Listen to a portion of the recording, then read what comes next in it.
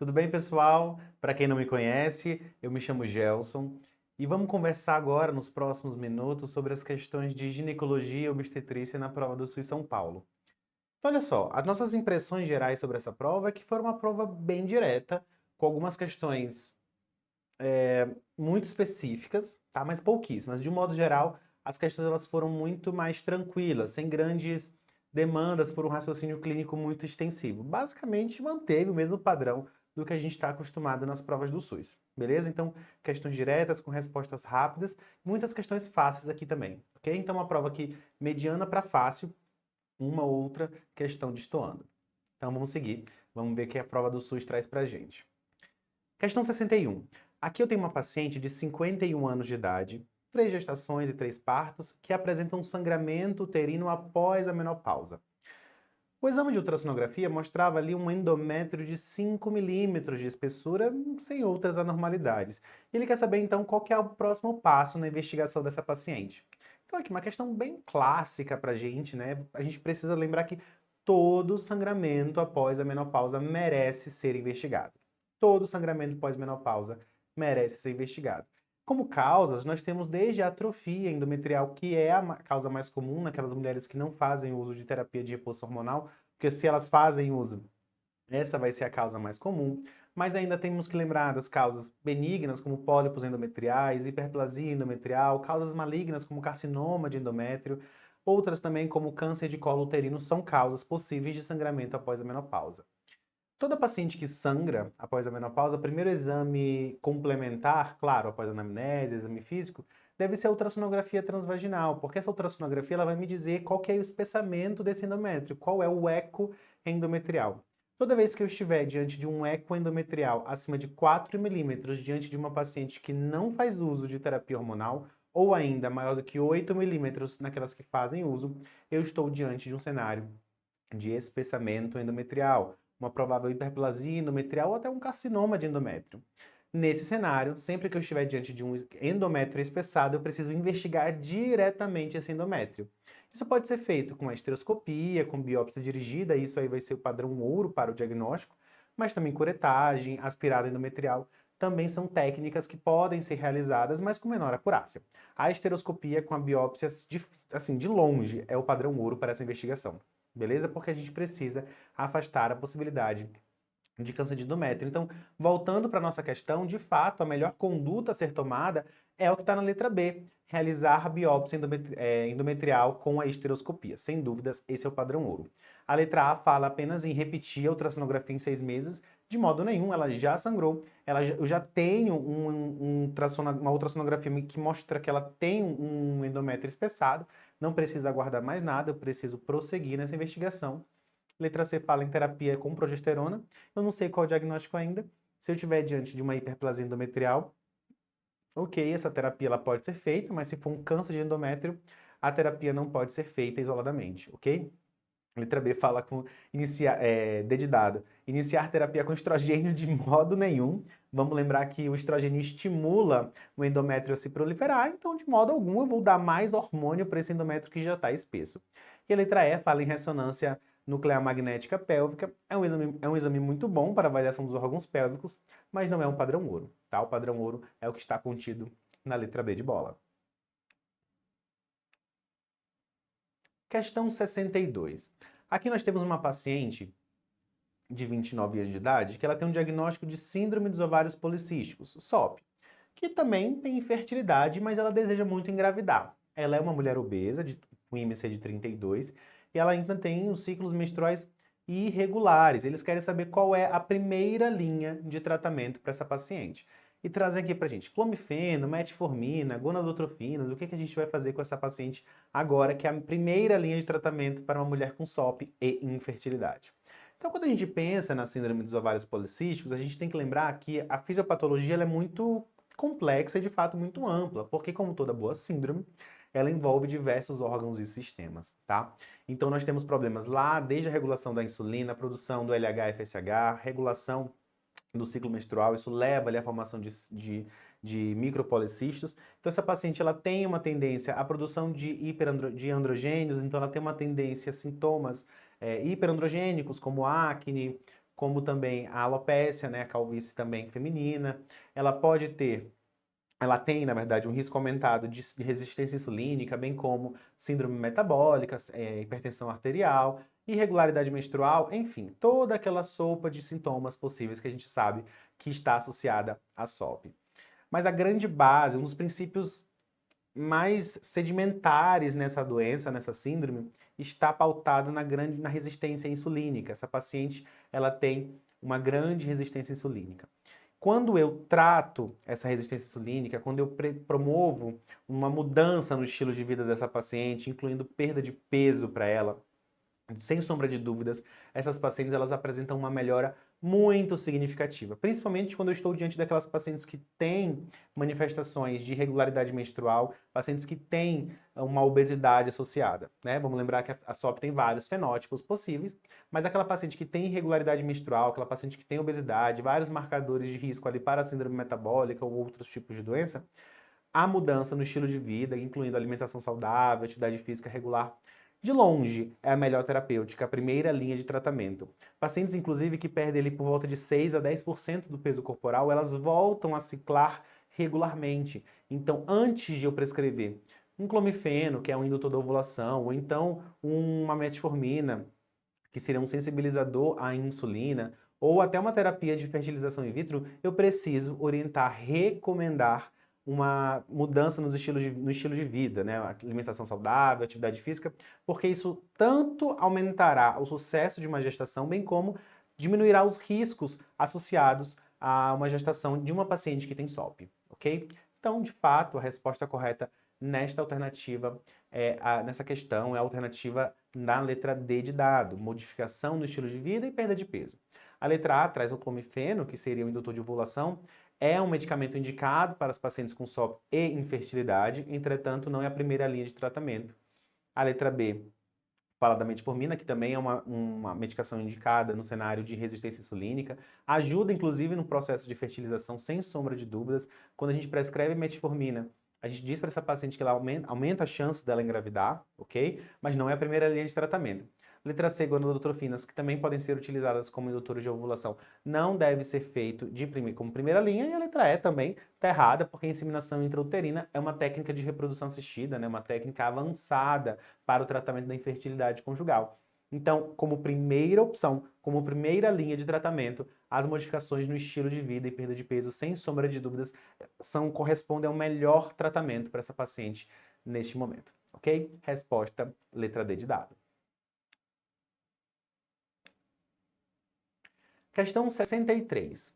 Aqui, olha só, eu tenho uma mulher de 50 anos de idade que nunca engravidou, tá no período pós-menopausa, e ela tem um antecedente de carcinoma lobular invasivo da mama, em uso de tamoxifeno. E aí ela fez uma ultrassonografia transvaginal que mostrava um eco endometrial de 8 milímetros. E aí eles querem saber qual o próximo passo na avaliação, na conduta dessa paciente. E aí ele traz, né, a ressonância de pelve com contraste, ou então a dosagem do perfil hormonal com FSH, estradiol, LH-progesterona, apenas observar, realizar uma esteroscopia com biópsia de endométrio ou ainda uma terapia com progestagênios. Pessoal, esse é um tema um pouco polêmico aqui no cenário do uso do tamoxifeno, tá? Não existe no Brasil ainda muito bem estabelecido condutas associadas a essa resposta, né? Essa resposta endometrial ao uso do tamoxifeno.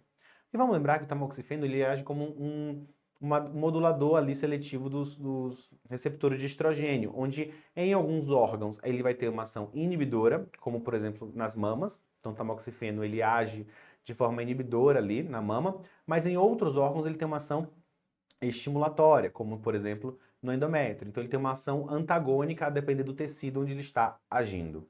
Então ele é uma medicação, uma hormonioterapia importante, né, para a prevenção de câncer de mama, para a prevenção da recorrência do câncer de mama, né, que são receptores hormonais positivos. Mas ele pode levar, de fato, a uma hiperplasia endometrial, a um espessamento do eco endometrial, que mais ou menos é o que está acontecendo com essa paciente aqui.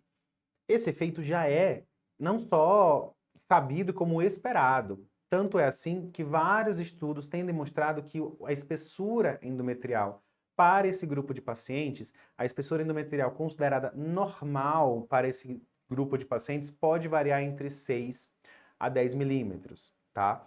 Então aqui essa é uma questão específica, um pouco mais difícil, porque de fato ela demanda esse conhecimento, né, de que o tamoxifeno vai causar um espessamento endometrial não fisiológico, né, mas esperado de fato, por conta da sua ação agonista no endométrio, e entender que isso tanto é esperado que a gente pode apenas, dependendo desses valores, esperar e observar.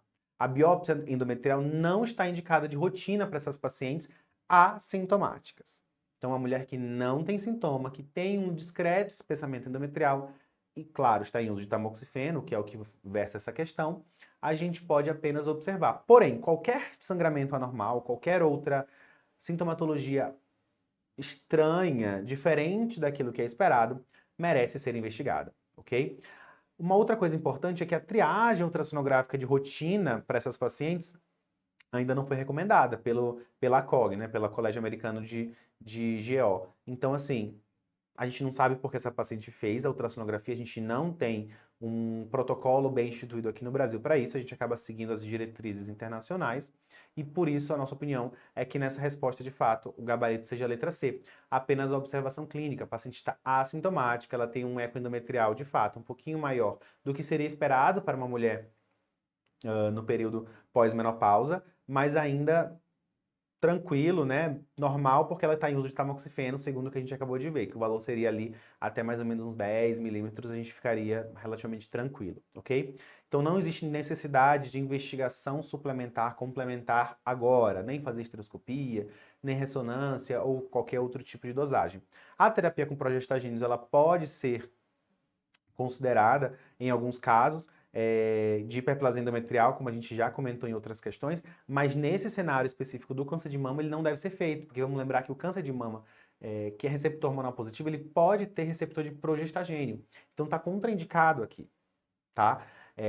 A terapia com progestagênio está indicada na hiperplasia endometrial, que não tem a ver com câncer de mama, tá? Nos casos de hiperplasia endometrial, nos cenários onde eu não tenho ali um câncer receptor hormonal positivo ali para progestagênio, tá? Então, neste cenário, neste momento, a melhor conduta é apenas a observação clínica. Uma paciente assintomática, que está em uso de tamoxifeno, que a gente sabe que vai levar a uma discreta hiperplasia endometrial, eu posso apenas observar por enquanto, ok? Agora, se ela começar a sangrar, começar a ter outros sintomas, aí eu prossigo a investigação, beleza? Resposta, letra C. Questão 64, olha só, uma questão de uroginecologia. Aqui eu tenho uma paciente jovem, né, 34 anos, teve 2 partos, 2 gestações, e ela tem incontinência urinária de esforço. Ela fez aqui uma urodinâmica que confirmava essa perda involuntária da urina durante o aumento da pressão abdominal, ali com uma VLPP de 103 centímetros de água, isso sem contração detrusora. Então, de fato, ela tinha um esforço, uma tosse, uma manobra de Valsalva e tinha perda urinária ao esforço, àquela pressão de perda, né? O VLPP de 103 centímetros de água. E aí, com base nisso, ele quer saber qual é a primeira opção de tratamento para essa paciente. Então, preste atenção. Eu estou diante de uma paciente com incontinência urinária de esforço e ele quer saber qual é a primeira medida terapêutica para ela. Então vamos lá, vamos lembrar o seguinte, que a incontinência urinária de esforço nada mais é do que aquela perda involuntária de urina durante a realização de algum esforço, que pode ser desde um esforço leve, como sorrir, como tossir, levantar da cadeira durante a relação sexual, até esforços muito intensos, como aquelas pacientes que são crossfiteiras e aí levantam cargas altas e acabam perdendo urina durante essas atividades mais intensas. Quanto à fisiopatologia da incontinência urinária de esforço, a gente tem dois grandes grupos aqui, desde uma hipermobilidade da uretra, ou ainda, né, vesical, do colo vesical, ou ainda um defeito esfincteriano ali intrínseco, né, uma uretra que não está, de fato, com o esfíncter muito bem adaptado, muito bem funcional. Claro, quanto mais gestações e mais partos vaginais, principalmente, essa paciente for submetida, tiver, maior risco, obesidade, idade avançada, tabagismo, são vários fatores associados à incontinência. O diagnóstico ele é clínico, eu não preciso necessariamente de um estudo urodinâmico para isso, porque se eu estiver diante de uma paciente, na hora do meu exame físico, pedir para ela tossir e observar que ela perde urina, aquele esforço, acabou, ela tem incontinência urinária de esforço, ok? Mas beleza, é uma paciente jovem que, em teoria, não deveria apresentar esse tipo de queixa. Foi solicitado um estudo urodinâmico para ela.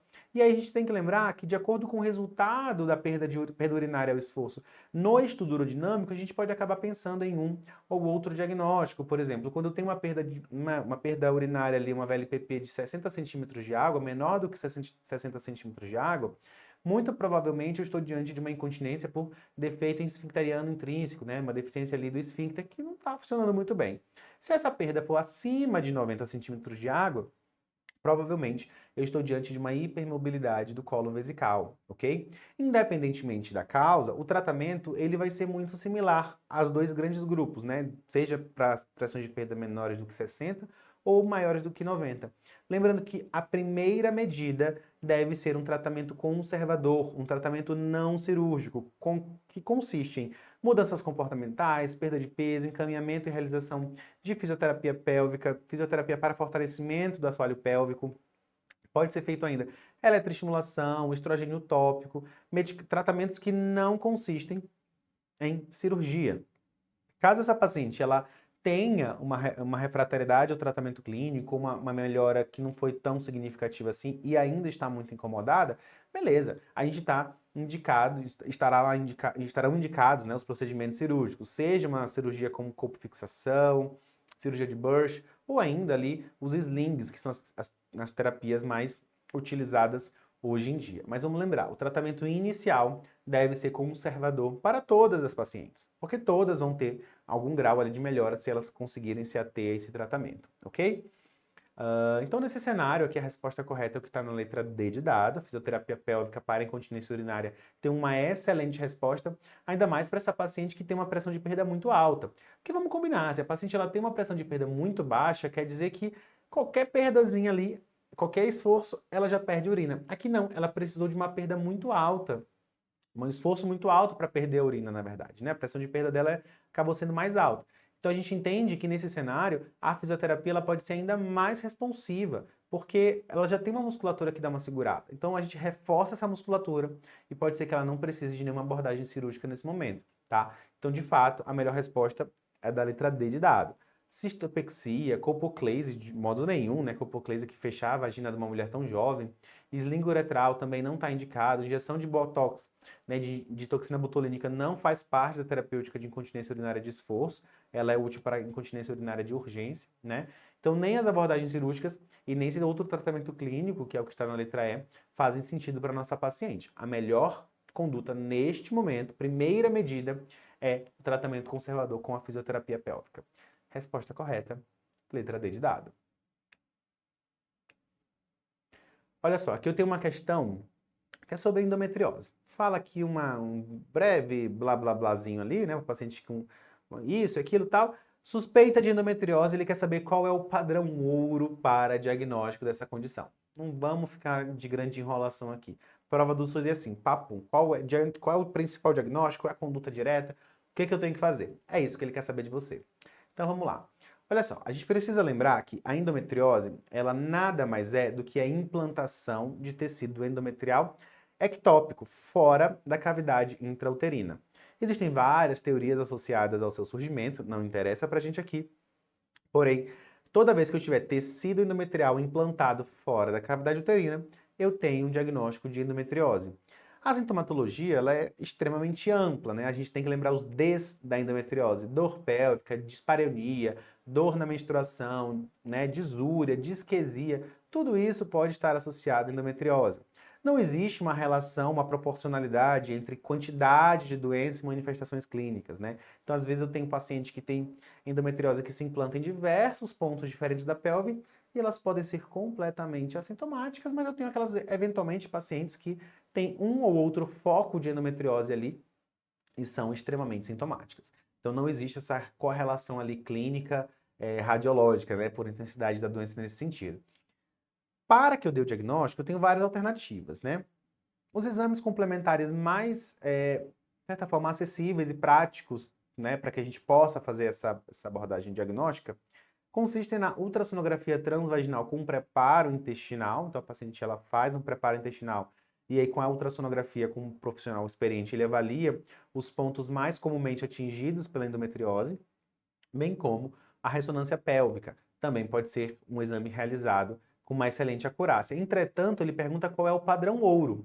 Vamos lembrar que, por definição, a endometriose consiste na implantação de focos teciduais de endométrio fora da cavidade intrauterina. Então, como padrão ouro, eu preciso pegar esse foco ectópico e fazer uma análise anatomopatológica. Então, é por isso que o padrão ouro é a videolaparoscopia com biópsia dirigida.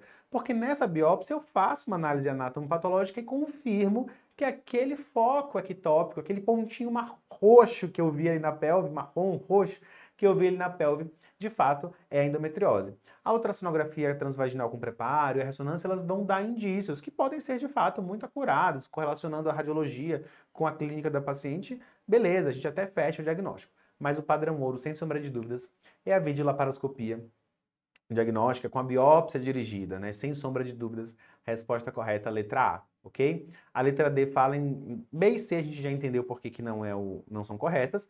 A letra D fala em dosagem sérica do CA-125 no período menstrual, errado. O CA-125 ele é um marcador tumoral que é muito útil para segmento pós-tratamento da endometriose. Ele é um marcador extremamente inespecífico, estando presente, estando aumentado ali em diversas condições patológicas e até benignas. Então, claro, na endometriose também está aumentado, né? Mas não só na endometriose. Então, quando eu estiver tratando uma paciente com endometriose, ou no segmento pós-operatório, aí sim eu posso dosar o CA-125 para observar sua queda. E se ele voltar a subir, eu posso pensar, poxa, talvez a endometriose esteja voltando e tal. Mas para diagnóstico, de modo algum, ok?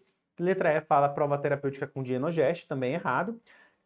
A gente pode fazer isso, claro, né, diante de uma clínica sugestiva, uma falta de recursos ali de exames complementares, a gente pode fazer essa terapêutica. Se a paciente melhorar, ok, muito provavelmente endometriose, mas de longe, esse com certeza não é o exame padrão ouro, né, ou a técnica padrão ouro ali para diagnóstico, e sim a videolaparoscopia diagnóstica, que é o que está na letra A. Questão 66. Aqui é uma questão bem tranquila e relativamente atual, né? Sobre a vacinação contra o papilomavírus humanos. E aí eles querem saber da gente quais são as recomendações, segundo o Ministério da Saúde, tanto para meninos quanto para meninas, né? E também algumas situações especiais. Então vamos lembrar o seguinte: a cobertura de vacinação do HPV no Brasil, ela é feita ali no Programa Nacional de Imunização com a vacina quadrivalente, que ela protege contra os subtipos 6, 11, 16 e 18. Atualmente, a recomendação, o grupo que deve ser vacinado é o grupo de meninos e meninas entre 9 a 14 anos com esquema de 2 doses, que deve ser feita no tempo zero e dali 6 meses a segunda dose, ok? Esse é o grupo-alvo principal para o Programa Nacional de Imunização contra, no que tange aqui a vacina contra o HPV, ok? Existem alguns outros cenários especiais, né? Então, pacientes imunossuprimidos ou ainda aquelas pessoas que estão vivendo com HIV, independentemente da carga viral, status imunológico.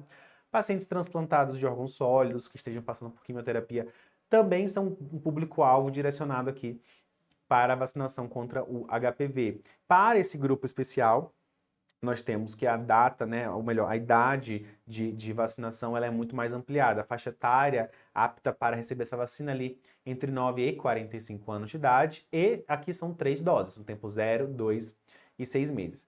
A última atualização que a gente tem do Ministério da Saúde é que foram também incluídas as vítimas de violência sexual entre 15 e 45 anos, também no esquema de 3 doses, ok? Então, esses são os princípios básicos aqui na vacinação contra o HPV. E a resposta correta da nossa pergunta aqui sobre essa vacinação, sobre essa imunização, é o que está na letra A. Olha só. Meninas devem ser vacinadas contra o HPV com 2 doses, iniciando dos 9 aos 14 anos de idade. Perfeita, sem defeitos, sem nada que a gente precise complementar. Letra B. Meninos devem receber a vacina contra o HPV após 9 anos, após os 9 a 14 anos de idade? Não. Entre 9 e 14, porque a ideia da vacinação é que seja feita nesse grupo que ainda não iniciou a atividade sexual. Porque como é um vírus de altíssima circulação e altíssima prevalência, se a paciente for vacinada depois que ela já iniciou a atividade sexual, a efetividade da vacina vai ser menor. Então, a ideia que se prepare, né, que se indique essa imunização para esse grupo entre 9 e 14 anos, porque a grande maioria das pessoas nessa faixa etária ainda não teve vida sexual. Espera-se que não tenha tido vida sexual, ok? Então os meninos não devem ser vacinados após 9 a 14, não, entre 9 e 14 anos, ok? E devem receber 2 doses, não 3, como é o que diz na letra B de bola. A letra C fala que indivíduos com histórico de relações alérgicas graves a componentes da vacina contra o HPV devem receber um esquema modificado com doses adicionais. Uai, se a paciente tem a vacina, tem alergia à vacina, como é que você vai dar mais dose para ela? De modo nenhum. Você contraindica. Uma das contraindicações clássicas a qualquer vacinação é alergia grave a algum dos componentes da vacina. Essa aqui é uma alternativa completamente absurda, não faz nenhum sentido. A letra D fala que a vacinação contra o HPV é recomendada para meninos e meninas apenas após a primeira atividade sexual. Errado, como eu acabei de comentar. O nosso objetivo é que eles sejam imunizados antes de iniciarem a atividade sexual, antes de serem infectados, né, primo-infectados pelo HPV. Então, por isso que a vacina está indicada nessa faixa etária, né, de 9 a 14 anos.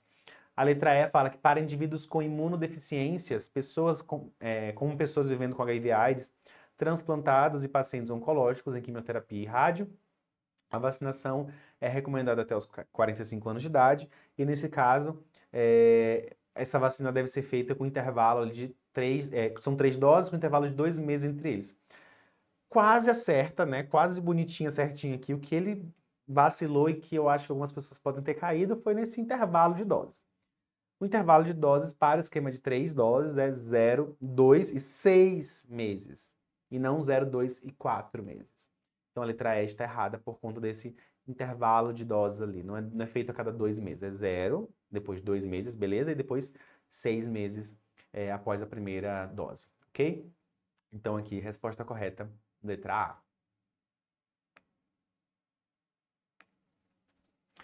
Olha só, uma questão de preventiva, né? Aqui dentro da nossa prova de GO, eles querem saber quanto à prevenção primária do câncer de mama, o que que a gente pode fazer, o que que deve ser feito. Então, pura preventiva aqui pra gente, né? Vamos lembrar sobre os tipos de prevenção relacionados à saúde, né? Nós temos daquela prevenção primária, onde são medidas que impedem o surgimento da doença. Então, antes da doença aparecer, eu tomei uma medida que me protegeu dela. Como, por exemplo, vacinação contra o HPV, ali, que vai proteger contra a infecção e, por conseguinte, o desenvolvimento de um câncer de colo do útero, por exemplo. Prevenção primária tem esse objetivo. A prevenção secundária, ela já versa sobre o objetivo aqui de detectar a doença já instalada. Aquela paciente que tem um diagnóstico, que já tem o diagnóstico, né, que já tem a doença, mas eu quero diagnosticar muito precocemente. Eu não quero diagnosticar uma pessoa já mais avançada. Então, a prevenção secundária é isso, diagnóstico precoce. Então, pensando no câncer de mama, a prevenção secundária é a própria mamografia. Porque a mamografia, ela permite ali a identificação dessas lesões que em mulheres ainda assintomáticas, e que mas já tem algum tipo de lesão e você diagnostica muito precocemente. Na prevenção primária associada ao câncer de mama, a gente poderia falar até da mastectomia profilática. Aquelas pacientes que têm, por exemplo, mutação do BRCA1, BRCA2, que têm uma história familiar muito absurda ali de câncer de mama muito recorrente, elas podem se submeter a esse tipo de cirurgia e aí minimizar, né, prevenir de fato, primariamente, o surgimento de câncer nela mesma, né? Então isso seria essa ideia. Prevenção terciária já seria aquele tratamento propriamente dito, você já instala o tratamento, já trata mais adequadamente possível, e aqui seria quimioterapia, radioterapia, hormonioterapia.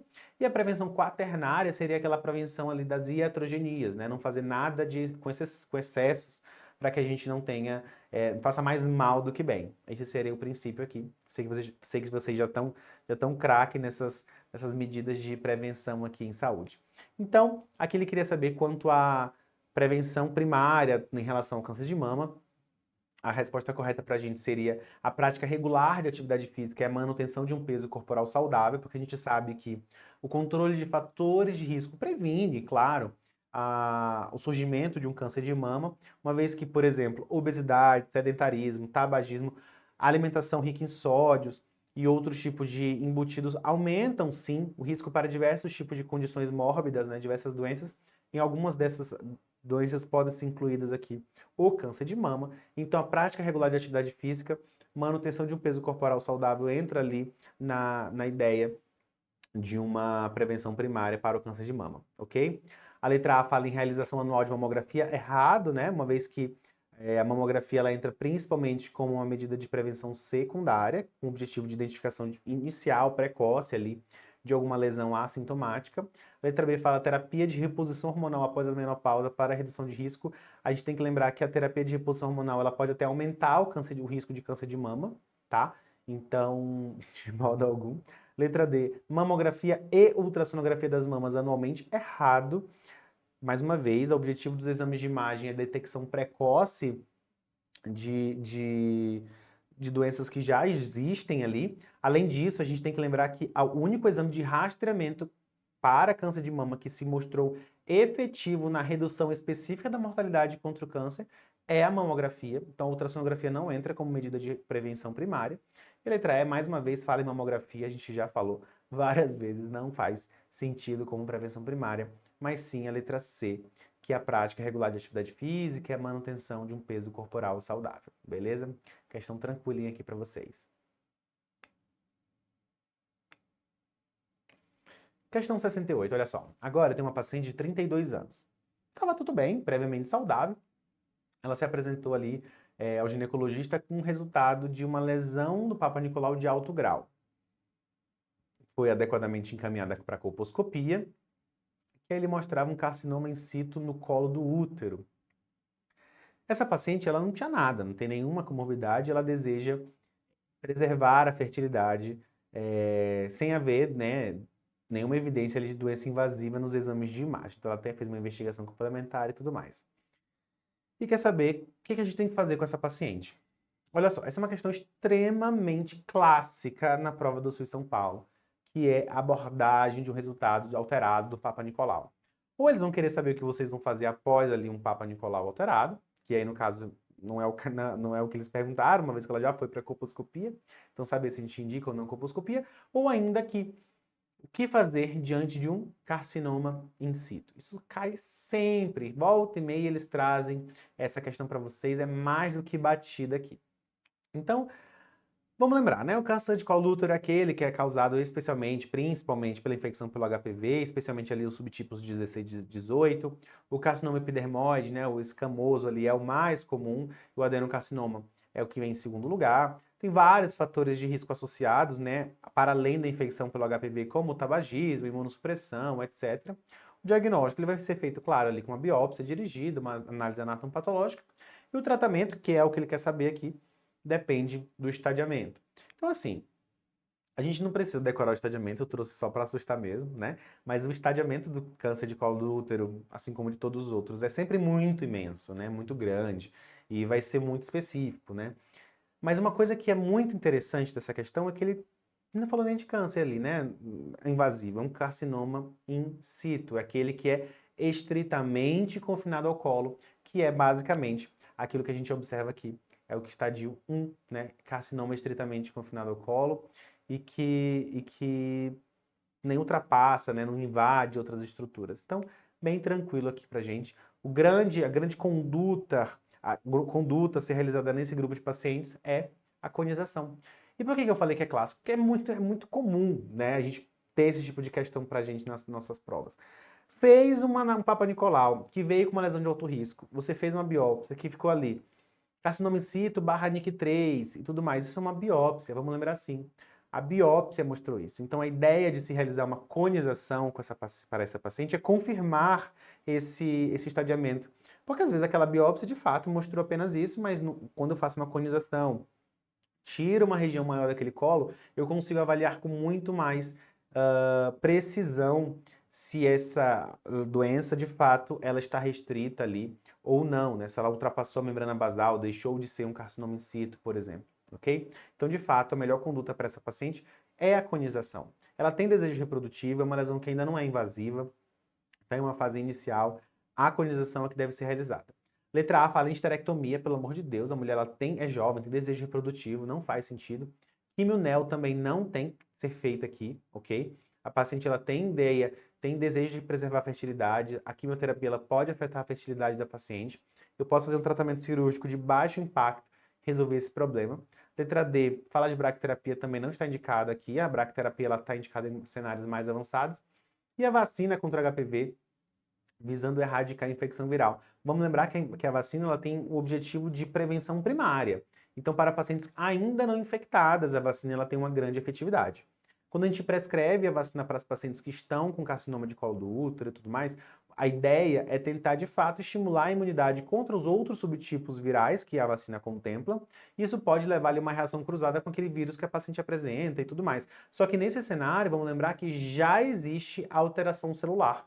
Então, a erradicação do vírus não vai ser suficiente para o tratamento da paciente, ok? Ela já tem alteração de célula e agora essas células alteradas podem continuar se reproduzindo independentemente da presença do vírus. O problema do vírus é que ele leva a essa alteração celular.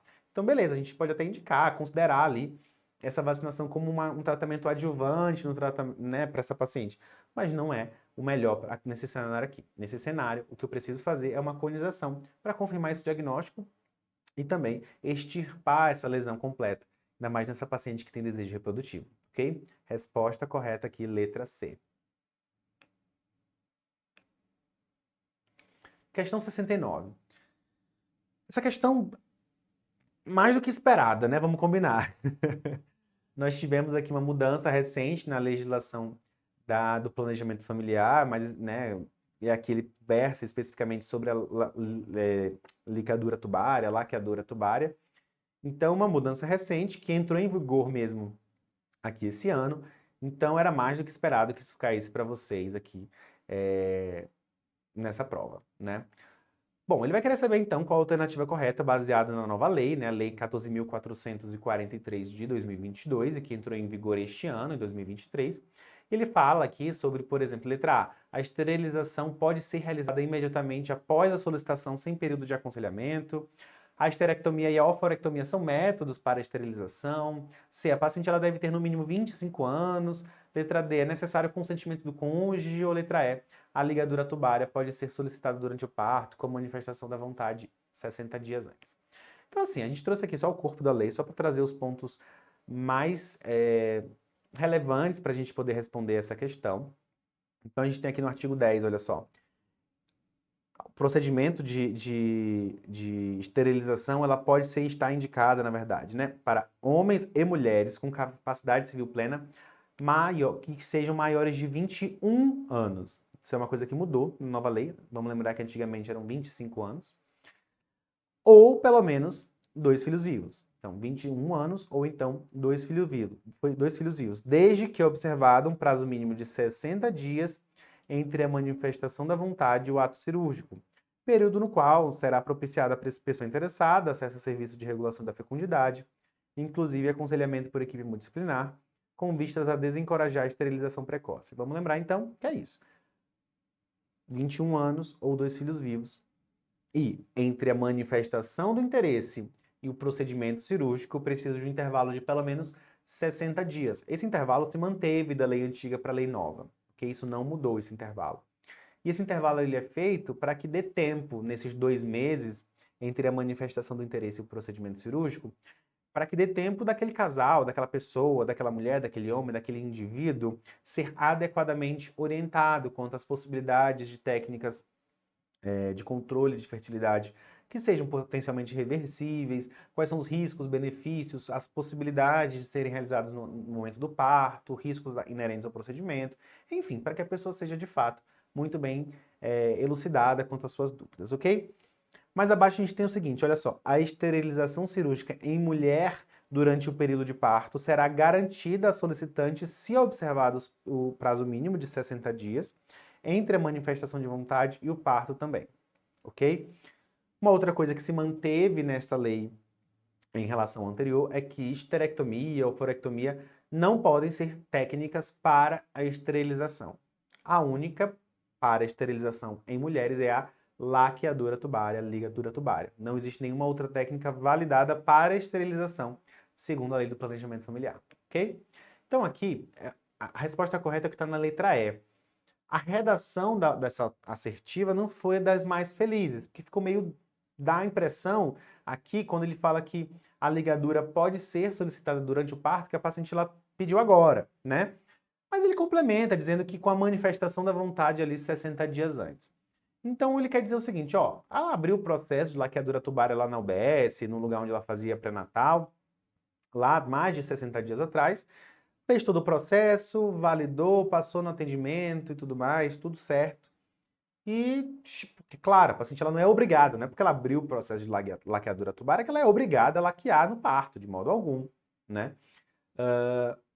Então ela abriu o processo há mais de 60 dias, chegou lá no dia, mostrou a documentação, falou assim, doutor, eu quero sim, eu quero fazer a laqueadura. Porque vamos combinar que diversas maternidades, elas prestam essa assistência às gestantes sem ter feito o pré-natal delas. Elas fazem o pré-natal numa OBS e tem uma maternidade de referência, onde elas vão ser assistidas por uma equipe de plantão que não a conhece ainda.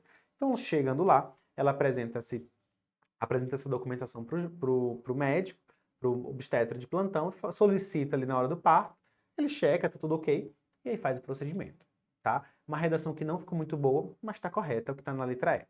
Vamos ver as outras, olha só. Letra A. A esterilização pode ser realizada imediatamente após a solicitação, sem período de aconselhamento. De modo nenhum, nem na lei antiga, nem na lei nova, eu preciso ali de pelo menos 60 dias para entre a manifestação do interesse e o procedimento cirúrgico.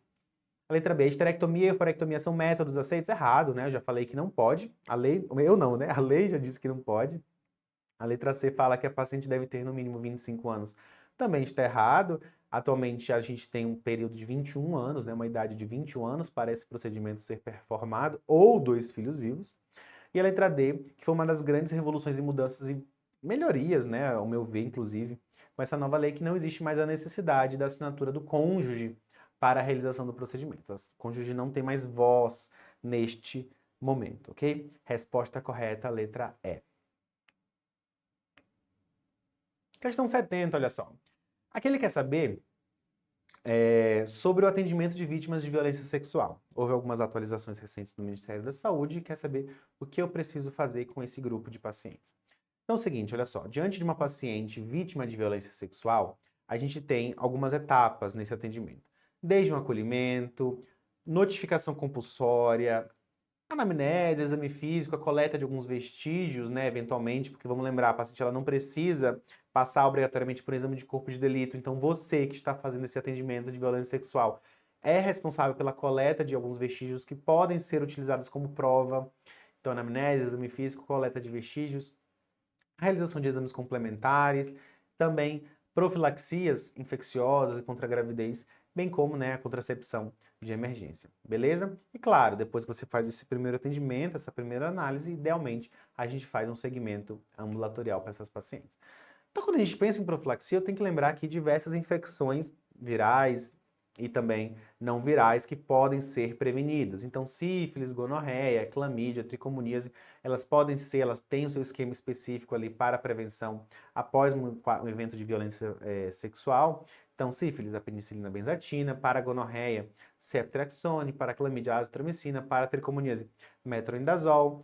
Para hepatite B, eu posso avaliar possibilidade de uma imunoglobulina ou então a vacinação. Para o HIV eu também preciso lembrar, né, do esquema da PEP, né, o tenofovir, lamivudina e dolutegravir. Então são profilaxias para as ISTs, né, possíveis, né, virais e não virais. E claro, também lembrar da contracepção de emergência que deve ser administrada idealmente nas primeiras 72 horas após o evento ou até no máximo ali 5 dias, beleza? Esse é um cenário mais tranquilo. Vamos para as alternativas, porque de fato é um conteúdo extremamente extenso, mas aqui mais uma vez o SUS São Paulo não se motiva a aprofundar tanto o tema. Então olha só, a letra A fala: aguarda a paciente se recuperar do trauma antes de qualquer intervenção médica? Claro que não, gente. Existem coisas que a gente não pode deixar passar, tá? O trauma é um trauma. A gente não sabe quando a paciente ela vai superar, se é que vai superar esse processo de luto que está envolvido com o cenário de violência sexual. Então, meu atendimento ele deve ser com vistas agora, claro, acolher essa paciente, dar um suporte psicológico para ela, mas também ter muito cuidado com o corpo, a parte biológica que foi afetada. Então, risco de infecção, risco de gestação, tudo isso deve ser feito nesse cenário e não esperar o trauma passar. Infelizmente, a gente precisa agir, ou melhor, felizmente, né? A gente precisa e pode agir com vistas à prevenção de cenário de adoecimento para essa mulher. Letra B fala realizar somente exame físico sem preocupação imediata com a coleta de histórico ou de dados específicos sobre a violência. Errado. Durante a coleta de dados, inclusive no cenário ali de, por exemplo, desejo de uma interrupção de gestação, tudo mais, existe um documento que se chama relato circunstanciado do evento, onde a gente colhe uma anamnese que deve ser bem completa. Isso significa o quê? Onde aconteceu, como aconteceu, houve uso de preservativo, foi uma violência com penetração, sem penetração, vaginal, anal, o que aconteceu? Então eu preciso, obviamente, me preocupar com a coleta do histórico mais específico e completo possível. Quase como se fosse um depoimento da paciente, tá? Vamos lembrar, eu não tenho obrigatoriedade de... não preciso obrigar a paciente a fazer um boletim de ocorrência, tá? A obrigação, inclusive, da própria instituição de notificar a autoridade policial em até 24 horas, tá? E eu preciso colher esses dados adequadamente. Isso fica registrado no prontuário da paciente, tudo muito bem documentado. Então, claramente, a gente tem que se atentar ao prontuário e deixá-lo mais completo possível, ok? A letra C fala iniciar imediatamente o tratamento para doenças sexualmente transmissíveis e a profilaxia para gravidez sem realizar a anamnese? De modo nenhum. Vamos lembrar que no cenário de violência sexual crônica, aquela menina que já é abusada sexualmente recorrentemente por um ou por várias pessoas, não faz mais sentido eu fazer algum tipo de prevenção de infecção sexualmente transmissível.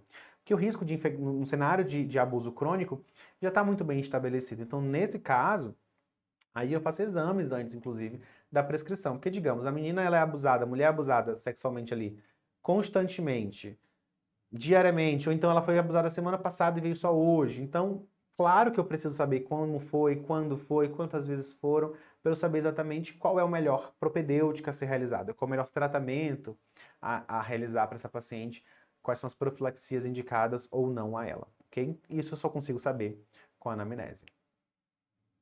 Letra D, resposta correta. Eu preciso fazer uma avaliação inicial do trauma extragenital, então, claro, exame físico.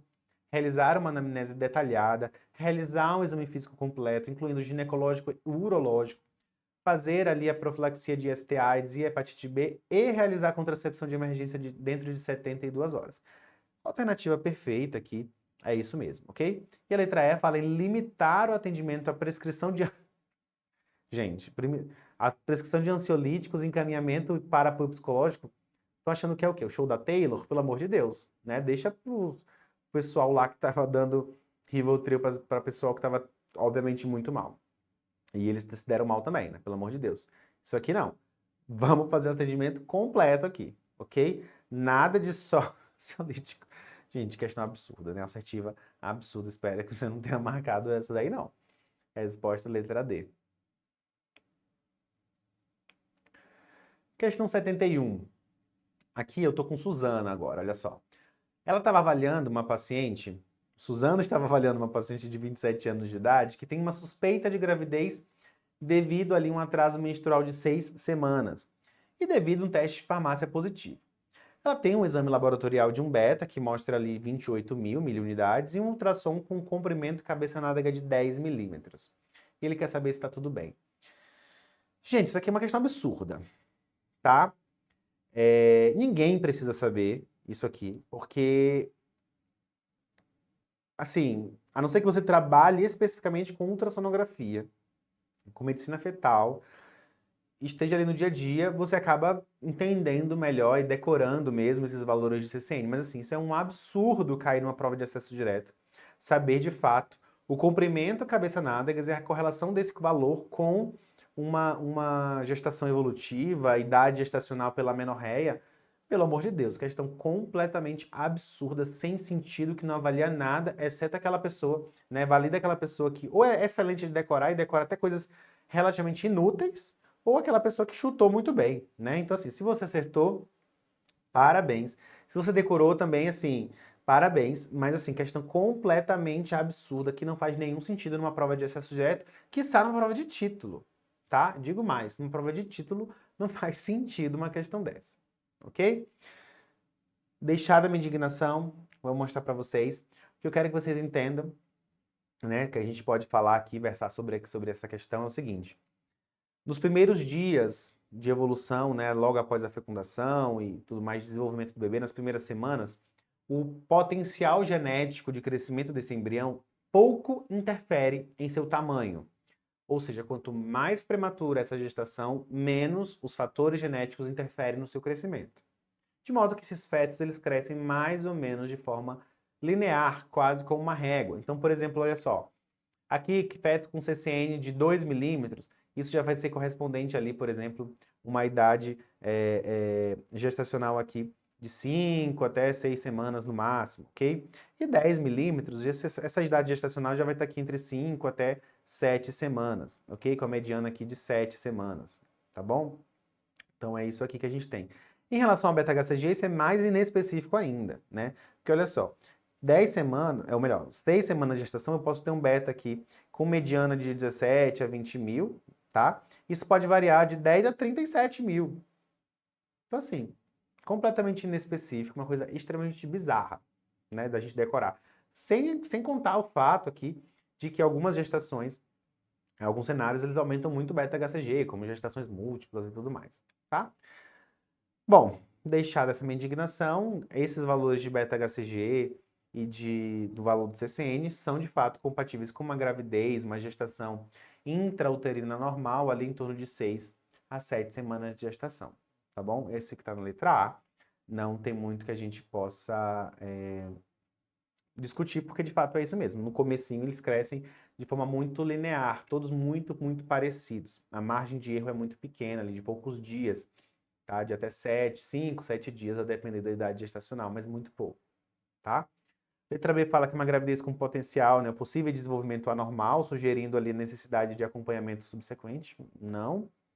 C, uma gravidez avançada, porque os níveis de beta-HCG são indicativos de, além do fim do primeiro trimestre errado, né, a gente vai pensar em fim do primeiro trimestre, quando esse beta-HCG passa de 90 mil, então não.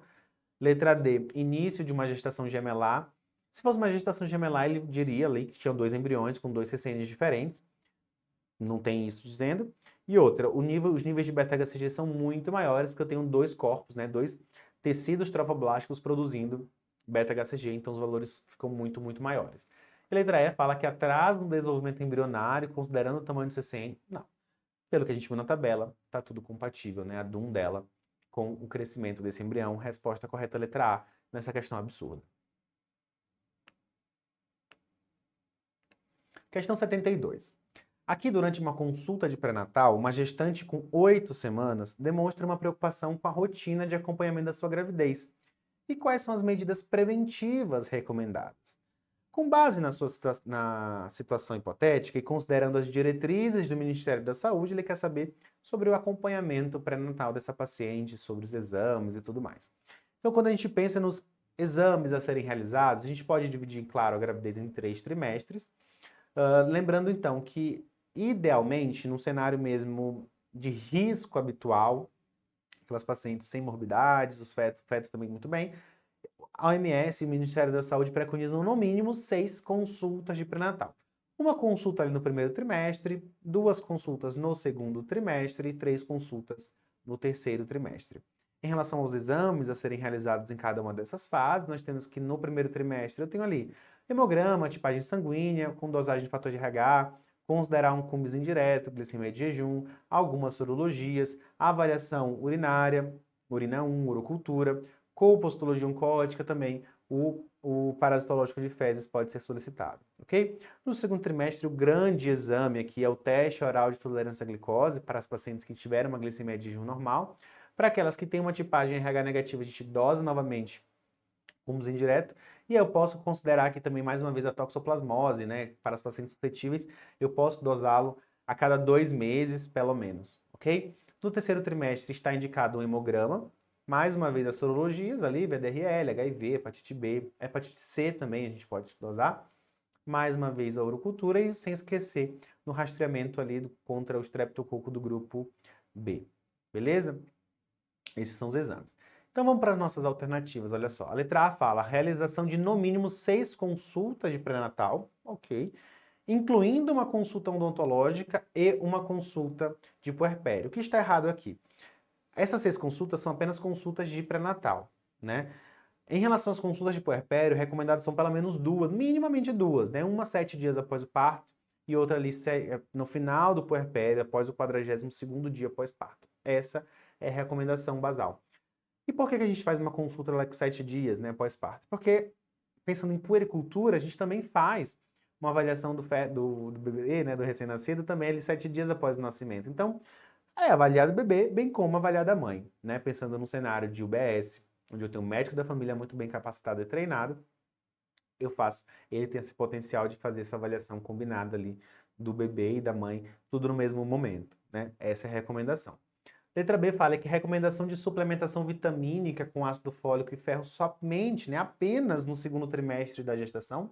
Errado. A gente tem que lembrar que a grande utilidade do uso suplementar de ácido fólico é a prevenção de defeitos do fechamento do tubo neural. Isso acontece até a 12ª semana de gestação. Então, idealmente, o ácido fólico já tem que ser suplementado antes da mulher engravidar e se manter ali até o final do primeiro trimestre, mais ou menos, e não só depois do segundo, ok? Então, B errada. A letra C está correta, porque ela fala sobre os exames iniciais, incluindo hemograma, glicemia, sorologias e tipagem sanguínea, bem tranquila. Assertiva aqui, bem, sem nada a mais. Letra D fala realização de ultrassonografia obstétrica apenas no primeiro e no último trimestre da gestação. Isso está errado. Segundo novo protocolo aqui, né, que a gente teve uma lei, na verdade, sancionada aqui esse ano, 2023, que recomenda, que orienta, que indica que as pacientes gestantes elas têm direito a pelo menos 2 exames de ultrassonografia transvaginal no primeiro quadrimestre da gestação, tá? Então, a letra D tá errada já de cara por conta dessa lei nova, que eu sei que vocês estão sabendo também. Mas também precisamos lembrar que a ultrassonografia obstétrica ela está indicada em outros cenários, quando, por exemplo, quando eu estou diante de uma suspeita de distúrbios no crescimento desse feto. Então, quando eu tenho, por exemplo, uma altura uterina muito maior ou menor do que a idade gestacional adequada, né, muito fora da curva, está indicada ali a solicitação de uma ultrassonografia para avaliação do crescimento fetal também, tá? É isso que está no manual do Ministério da Saúde. Então, a letra D está errada por conta disso. E a letra E fala opção de acompanhamento pré-natal realizar-se exclusivamente por meio de consultas presenciais, não sendo necessário suporte de visitas domiciliares. Gente, isso aqui é ridículo, né? É claro que, a depender das condições clínicas, das potencialidades, dos riscos associados a essa gestação, pode e deve se realizar visitas domiciliares para um melhor entendimento e atendimento integral a essa gestante, ok?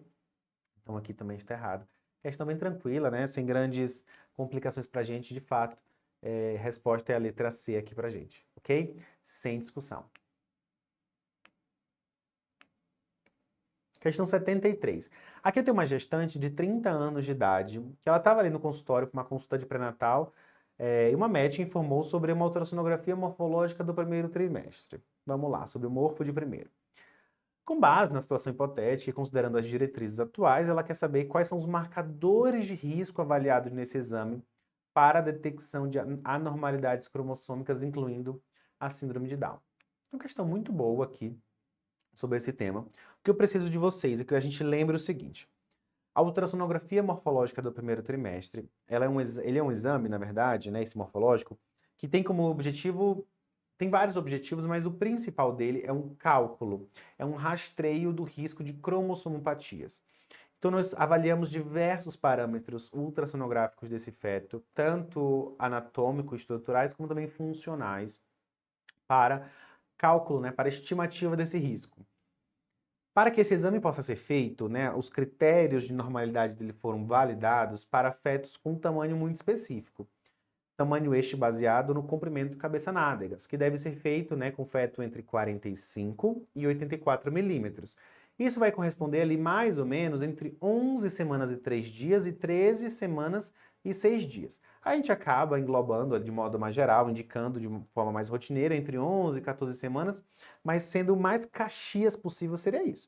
Fetos com CCN entre 45 e 84, isso corresponderia a 11 semanas e 3 dias até 13 semanas e 6 dias, ok? Quais são as estruturas, então, que nós avaliamos? O que a gente avalia para o cálculo do risco. O primeiro deles, depois do CCN, uma vez validado no sentido de, beleza, posso seguir em frente, eu tenho a frequência cardíaca fetal, a medida da translucência nucal, e isoladamente ela é um dos valores mais importantes, tá? Que nada mais é do que esse acúmulo de líquido aqui na região da nuca do bebê, onde todos têm translucência nucal, ok? O que está alterado é quando essa translucência está muito espessada, como nessa imagem aqui. Outra seria a avaliação do fluxo do ducto venoso. Então, ducto venoso, mais especificamente, eu tenho o objetivo de avaliar como está a onda A desse ducto venoso, que está representada aqui na seta. O ideal é que essa onda seja positiva, né, acima dessa linha do horizonte. Eu preciso observar aqui a presença do osso nasal, tá? É claro, esse feto aqui nessa imagem foi só para representar, ok? Mas esse aqui não é um feto de mofo de primeiro trimestre, mas é só para mostrar para vocês que eu preciso observar esse osso nasal.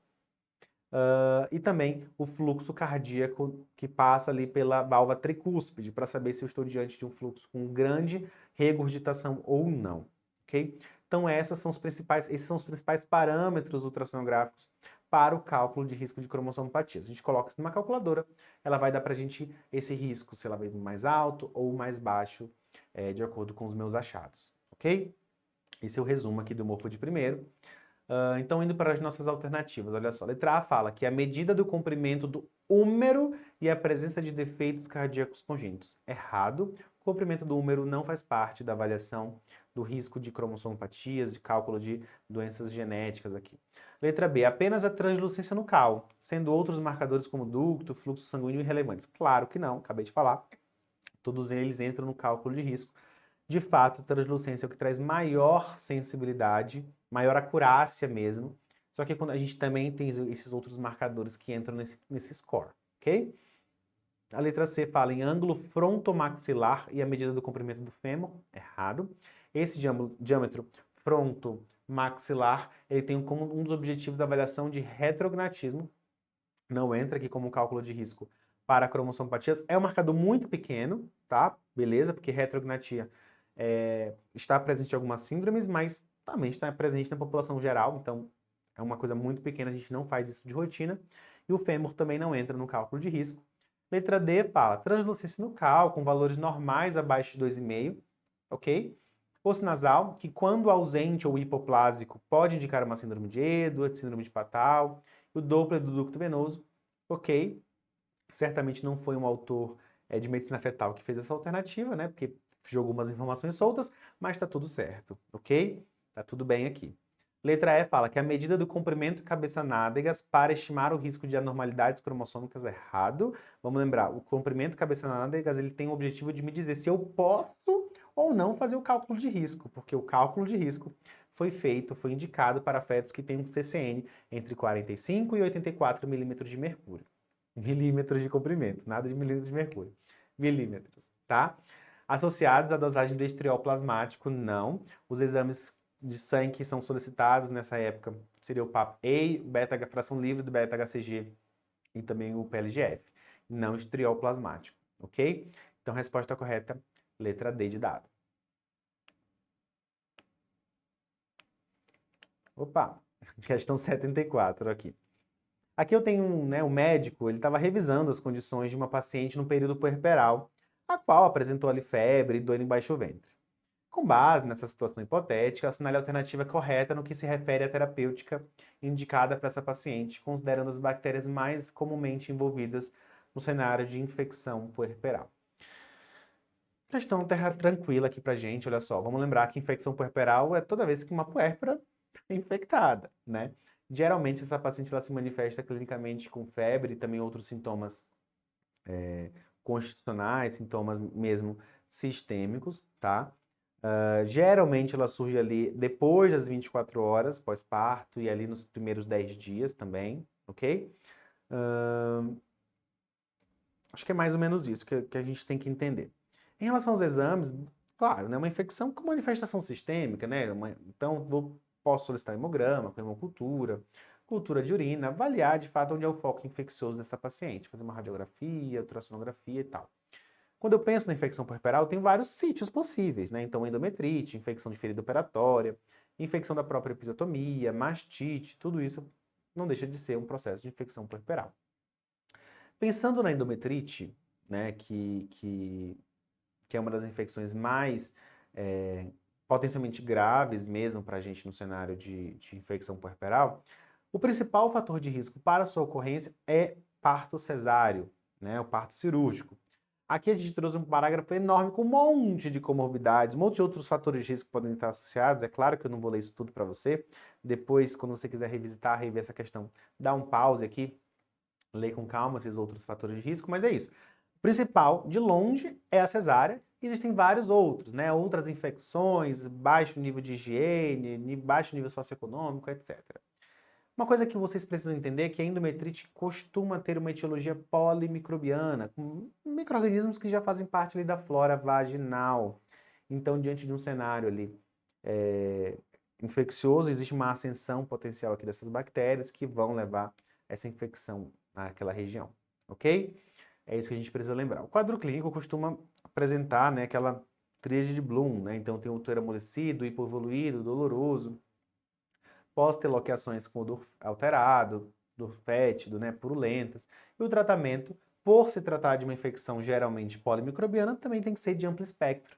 E aqui entra o tratamento clássico da GO, a clinda e a genta. Beleza? A gente faz o tratamento endovenoso, interna paciente, deixa a observação, faz terapia endovenosa e aí depois mantém ele por pelo menos 48 horas, 72 horas do último pico febril dela. Beleza? Então vamos para as nossas alternativas. Olha só, letra A fala que a administração de metronidazol é recomendada como monoterapia, devido à sua ação contra micro-organismos anaeróbios comuns da flora intestinal. Errado. A gente precisa pensar, né, que no cenário de infecção puerperal, endometrite, por exemplo, que os agentes costumam ser polimicrobianos, né? Então, metronidazol isolado não está indicado. A letra B fala que o tratamento deve ser com clinda e genta, seguindo as práticas modernas de higiene para minimizar as complicações por estreptococcus, um agente que é comum nas infecções puerperais. Beleza, isso mesmo, sem grandes discussões aqui. Letra C fala que o uso do ciprofloxacina no tratamento de escolha é errado, né, gente? Olha, a cipro na GO é usada para quase nada, né? Vamos combinar. Então, o ciprofloxacino não entra no esquema de tratamento de infecção puerperal. Letra D, olha só, a prescrição de vancomicina é necessária para cobrir todas as cepas de Staphylococcus aureus, que são as principais causadoras de infecção puerperal. De modo nenhum. A etiologia é polimicrobiana, eu preciso de um tratamento de amplo espectro que cubra ali aeróbio, anaeróbio também, e aí a gente faz isso com clindegenta, tá? E não com vancomicina. E claro, mesmo que fosse ali apenas por Staphylococcus aureus, nem todos são produtores de beta-lactamase, então não precisa de vancomicina aqui para tratar sempre, ok? E a letra E fala que a escolha deve ser azithromicina, esquece, né? Já falam várias vezes, é clinda e genta, o antibiótico da GO, não vamos inventar nada de novo aqui não, ok? Resposta é o que estava aqui, olha só, na letra B de bola. Sem discussão para essa questão. Questão 75. Aqui eles querem saber quanto ao tratamento da mastite puerperal. Mas mais do que isso, qual é o tratamento inicial recomendado? Como é que a gente começa o tratamento da mastite puerperal? Então vamos lá, né? Falar sobre essa infecção. A mastite puerperal, que também é uma das infecções puerperais, incluindo, né, junto com o grupo da endometrite e tudo mais, ela costuma acontecer após o parto, né? Isso aí não tem muita dúvida. Um dos principais mecanismos associados a essa mastite estão as fissuras mamilares ali durante o processo de aleitamento. Então, claro, a pele é colonizada por diversas bactérias. Esse bebê recém-nascido que está aprendendo a mamar e a mãe que está aprendendo a amamentar estão nesse processo ali de adaptação. Então, existe a formação de fissuras, aquelas bactérias adentram a fissura e desenvolve um processo de inflamação e infecção local. Ou ainda também pode ser favorecido pela dificuldade de esvaziamento da mama, né? Então, às vezes, a gente tem um cenário de mastite com engurgitamento que ainda não é tão infeccioso assim, ou que medidas clínicas podem ser suficientes para o tratamento. Quando a gente pensa, de fato, no processo infeccioso dessa mastite, o agente etiológico de longe mais comum é o Staphylococcus aureus. Mas existem outros que podem estar associados, como o Streptococcus do grupo A ou B, Escherichia coli, bacterióides também. Podem ser causas de mastite, mas em menor proporção. Staphylococcus aureus de longe é o mais comum. O tratamento inicial para mastite puerperal consiste em hidratação, massagem das mamas, ordenha dessa mama, prescrição de sintomáticos, então analgésico, anti-inflamatório, ajuste da pega, mantenha a amamentação. Todas essas são as medidas iniciais de tratamento. Se com isso não for suficiente, houver uma piora, aumento da intensidade dos sintomas, a gente pode entrar com antibiótico terapia. E aqui a gente tem que tratar principalmente os germes de pele, né? Esses germes ali que a gente já comentou, tanto o Staphylo aureus como alguns outros. Então, por isso que a cefalexina e a clindamicina são as medicações mais comumente prescritas, porque tem cobertura para essas bactérias, ok? Então, a gente só suspende a amamentação aqui quando eventualmente tem uma coleção de pus e está drenando ali pelo mamilo mesmo, ok? Se não, a gente não suspende a amamentação. Vamos lembrar que a amamentação é ouro. Dentro da GO e da pediatria, a gente não suspende por qualquer coisa, tá? A gente tem que ser bem criterioso na prova. Então, vamos lá. Letra A fala assim: os patógenos mais comumente envolvidos são os Staphylococcus aureus, Epidermidis albus, Streptococcus, Escherichia coli, e o tratamento deve ser feito com metronidazol. Errado. O metronidazol até tem seu poder, pode ser utilizado em alguns cenários, mas não é a primeira escolha, tá? A primeira escolha é a cefalexina, a clindamicina. A letra B, mais uma vez, ele traz um outro antibiótico aqui, traz a azitromicina, também tá errado, ok? O tratamento inicial deve ser feito, quando indicado, na antibiótico terapia, com cefalexina ou clindamicina. Olha C. O tratamento inicial inclui hidratação, esvaziamento da mama, posicionamento adequado das mamas, além de analgésicos, anti-inflamatórios, e o uso de antibióticos deve ser considerado quando não houver uma melhora clínica ali com essas medidas. É isso mesmo. Não está indicada de cara antibiótico terapia, tá? Diante de um cenário de mastite, né, que é aquela vermelhidão, dor, calor local, tudo mais, eu posso fazer uma terapia clínica não farmacológica no que tange aqui a antibiótico terapia. Eu posso tentar fazer um tratamento um pouquinho mais conservador, ok? Se não melhorar, né, começa assim, peça essa paciente para ser reavaliada ali daqui 24, 48 horas. Se não melhorar, beleza, eu começo antibiótico sem problema nenhum, ok? Mas inicialmente eu faço um tratamento mais conservador, digamos assim, tá? Resposta letra C mesmo.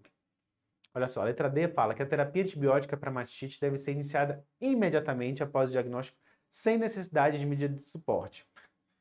Jogou pro alto, né? Falou assim, só quer dar tiro aqui com antibiótico e é isso. Claro que não. Eu preciso orientar a pega, ajustar a pega, esvaziar essa mama, fazer suporte, compressar fria. Todas as medidas que são importantes para que se dê maior conforto a essa paciente.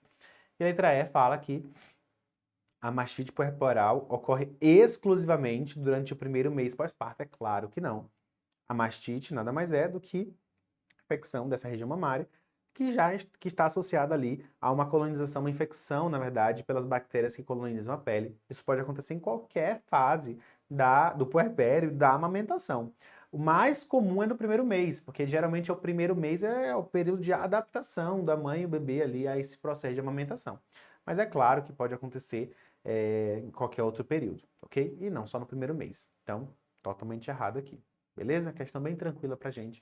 Primeiro trata clinicamente, medidas de suporte, depois você considera fazer um antibiótico, sem recurso aqui. Questão 76, olha só.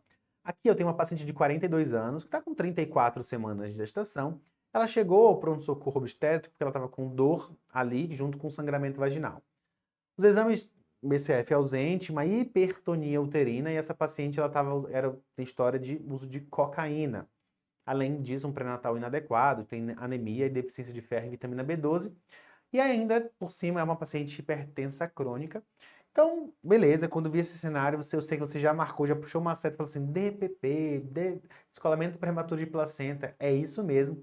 Tão claro é que ele falou isso já na questão, né? Sobre a situação aqui, pensando nas causas de DPP, descolamento prematuro de placenta.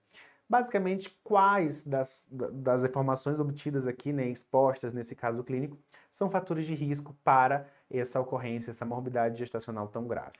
Então, pensando no descolamento prematuro de placenta, né, vamos lembrar que ele pode ser definido classicamente como aquela separação da placenta antes da expulsão do feto. Então, aqui eu tenho um tecido placentário e aqui eu tenho, por exemplo, um hematoma retroplacentário mostrando que tem havido aqui um descolamento dessa região placentária, e as manifestações clínicas são aquelas que foram apresentadas, né? Hipertônia uterina, dor muito intensa, sofrimento fetal agudo, óbito fetal e tudo mais.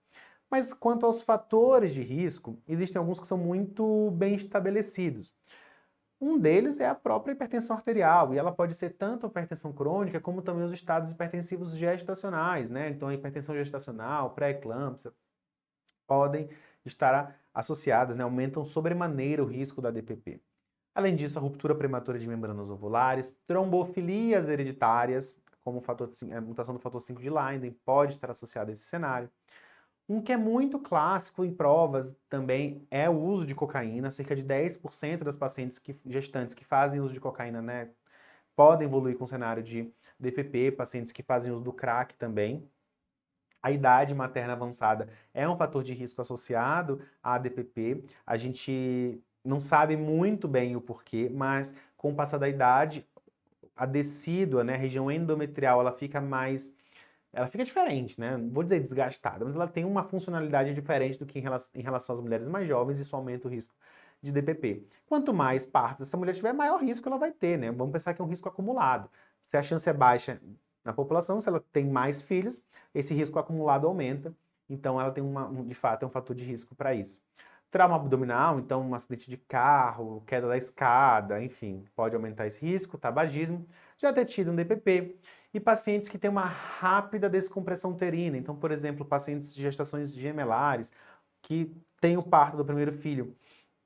Esse útero que estava muito distendido, rapidamente ele descomprime, e aí, né, saiu um bebê, mas ali ficou outro. Então, essa placenta do outro começa a descolar, ou aquela mesma placenta, né, se for uma monocoriônica, começa a descolar, então isso aumenta o risco. Assim como no polidrâmino, então tem um feto ali com um polidrâmino absurdo, rompi essa bolsa, putz, né, descomprimiu muito rápido esse útero, também aumenta o risco da DPP. Leomioma uterino, algumas anomalias uterinas, como útero bicorno, de Delphi, podem estar associados a esse cenário de DPP também, beleza? E voltando para o nosso caso clínico, o que ele quer saber, né, os fatores de risco, ele diz na letra A, idade materna avançada, ok. Hipertensão, ok. Deficiência de ferro, não. Deficiência de ferro não é um fator associado, assim como outras deficiências nutricionais não foram ainda comprovadamente associadas, né, com firmeza como causa de DPP. A letra C reforça mais uma vez aqui deficiência de vitamina B12, não. Letra D, exclusivamente complicações genéticas maternas? É claro que não. Um acidente de carro não tem nada a ver com uma doença genética, com um quadro genético, mas é uma causa importante aqui de DPP, bem como o uso de cocaína, o uso de crack, não são fatores genéticos, mas são fatores exógenos a esse evento, ok? Então a letra E, que é a correta, idade materna avançada, hipertensão e uso de cocaína são fatores que podem levar a esse cenário que, né, estão associados ao cenário da nossa paciente em tela, ok? Resposta letra E. Questão 77. Uma gestante de 32 anos, secundigesta com uma cesárea com 35 semanas de gestação. Ela relatou ali contrações rítmicas a 3 horas. Ela estava tendo ali um intervalo a cada vez menor e ao exame físico foi observado, né, dinâmica uterina regular, BCF presente e um colo impérvio. Com base nessa situação, a cenário alternativa aqui fala sobre procedimento para determinar se ela está em trabalho de parto prematuro ou não. O que eu quero trazer para vocês é que isso aqui, eu não vou dizer que ela é polêmica, né, não cabe recurso mesmo nessa questão, mas assim, por definição, pessoal, trabalho de parto é todo aquele onde eu tenho uma paciente que tem contrações rítmicas regulares, capazes de modificar o colo do útero. Sempre que isso acontece antes de 37 semanas, é um trabalho de parto prematuro, tá? Então, o que é modificar o colo? É tanto dilatar como esvaecer, como afinar esse colo do útero. Para uma paciente que tem um colo impérvio, que é o que a gente tem aqui, né? Tá com um colo impérvio aqui. É muito difícil eu dizer que ela de fato está em trabalho de parto prematuro. Então existe o famoso cenário do falso trabalho de parto, ou então também chamado de útero irritável, aquela paciente que está tendo contrações uterinas, que tem contrações uterinas até ritmadas, eventualmente irregulares, que são dolorosas e desconfortáveis, mas não modificam o colo. Então, às vezes, de fato, é difícil. A paciente chega pra gente lá no opa, comecei a ter contração a cada 10 minutos, 5 minutos na última hora, tal. Eu ainda não posso dar o diagnóstico de trabalho de parto prematuro porque o colo ainda não mudou. Mas eu posso estar diante desse cenário e, né, em alguns casos, o trabalho de parto prematuro, quanto antes eu agir, melhor, né? Antes de começar um tocolítico, antes de prescrever um corticoide, antibiótico, melhor para o feto. Então, eventualmente, eu preciso fazer essa distinção diagnóstica entre um trabalho de parto prematuro ou então um falso trabalho de parto. E para isso, a gente tem algumas possibilidades. Uma delas é a medida do colo do útero. Não é padronizado esse valor, tá? Isso é observado em algumas instituições, mas eu trouxe aqui apenas para a gente conversar sobre isso. Que toda vez que eu estou diante de um colo com menos, isso aqui pensando no terceiro trimestre, tá? Com menos de 20 milímetros, né? 20 milímetros ou menos, eu provavelmente estou diante de um trabalho de parto prematuro. Porque lembra que uma das condições para que eu dê o diagnóstico de TPP é a contração que modifica o colo. Em uma paciente primigestra, vamos lembrar que primeiro esse colo esvaece, ele afina para depois dilatar.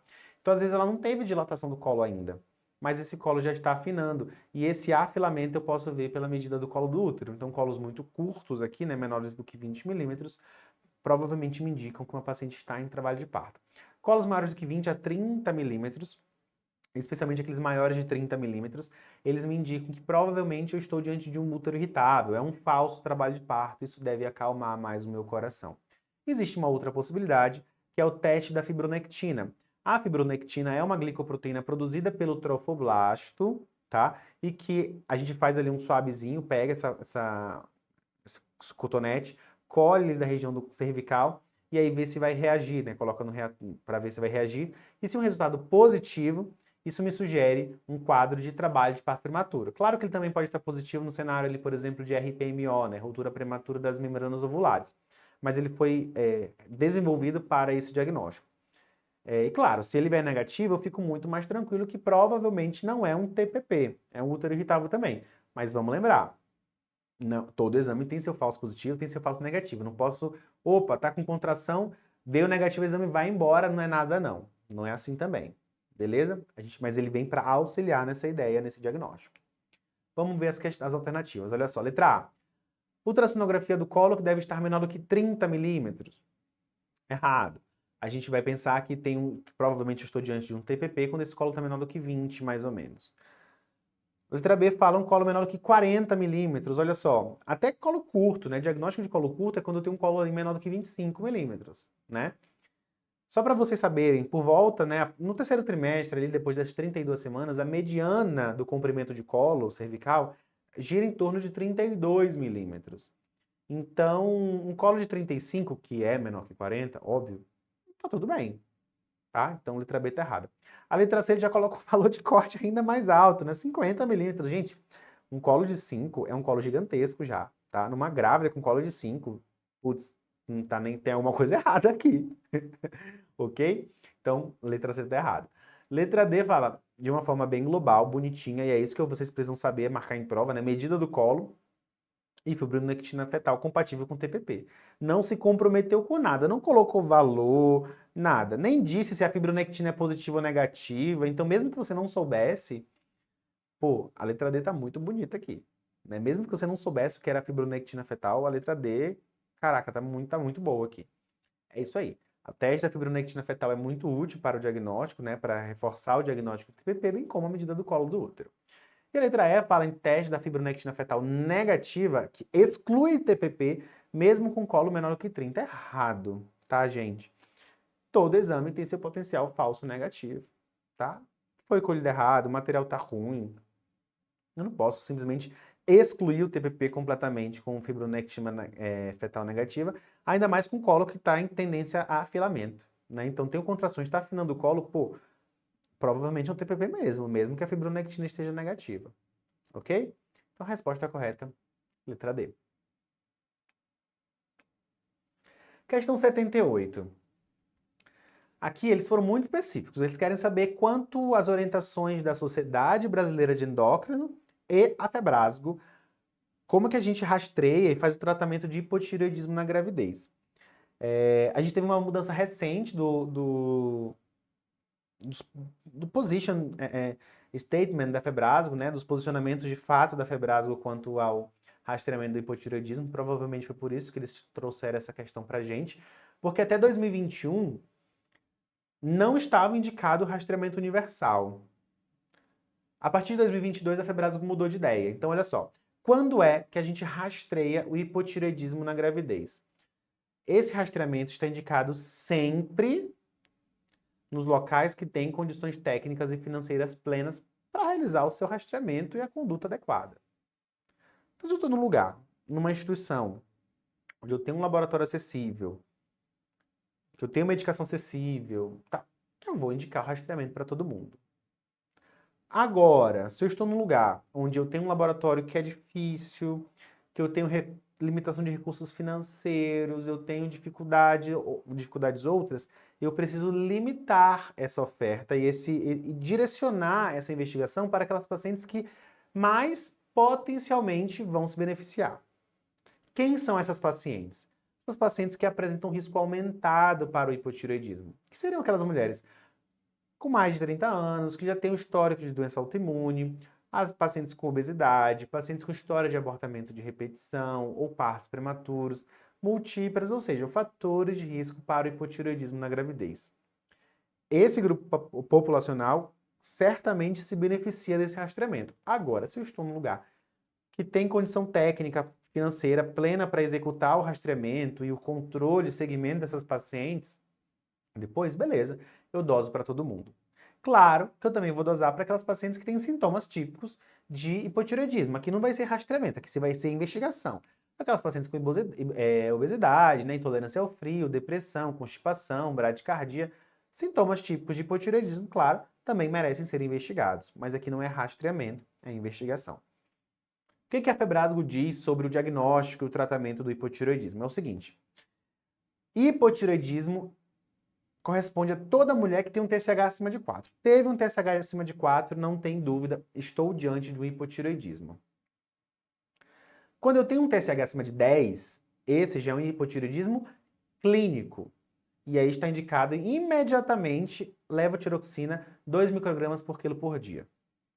Se eu tenho um TSH entre 4 e 10, a recomendação da Febrasgo é, poxa, dosa primeiro o T4 livre para a gente ter uma conduta melhor. Se eu tiver um T4 livre baixo, eu estou diante de um hipotireoidismo clínico. Então, segue o tratamento padrão, 2 microgramas por quilo por dia. Agora, se eu tenho um T4 livre normal, esse é um hipotireoidismo subclínico. Aí sim eu começo a levotiroxina 1 micrograma por quilo por dia. Eu vou começar a levotiroxina. Vou começar, porque eu tenho hipotireoidismo. Mas primeiro, eu não vou começar imediatamente. Num cenário ideal, eu preciso dosar o T4 livre primeiro, para saber a dose que eu vou fazer para essa paciente. Beleza? Existe ali um outro cenário, que seriam aquelas pacientes que têm um TSH acima de 2,5, que eu já posso pensar, poxa, é um hipotireoidismo que antigamente já era considerado sempre como hipotireoidismo subclínico, agora isso demanda ali a dosagem dos anticorpos antitireoidianos. Perceberam que eu nem falei de anticorpo antitireoidiano aqui, tá? Porque acima de 4 já é hipotireoidismo, já merece um tipo de tratamento, tá? Mas existe também essa terceira possibilidade, ali um TSH entre 2,5 e 4, onde eu doso os anticorpos antitireoidianos para considerar tratamento também, beleza? Vamos para as alternativas, olha só. A letra A fala o seguinte: o rastreamento do hipotireoidismo é indicado apenas para gestantes com fatores de risco conhecidos para a doença tireoidiana. Errado.